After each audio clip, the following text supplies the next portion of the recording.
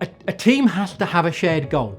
That's crucial. And in order to understand that shared goal, you have to have enough shared language and terminology. So one of the first things that making sure everyone in a team has done the same DevOps training gives you is that common language, that common concept, that common understanding of why we're working as a team and what we mean by team working.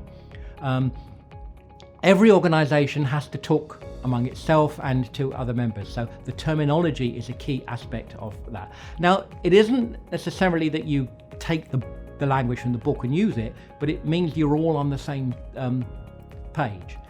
The other big issue that the team will benefit from DevOps attitudes is understanding that they're being empowered and honestly understanding that their managers expect them to be empowered. So if you are looking at training a team on DevOps, make sure that their managers are also trained and understand the environment you're bringing them into.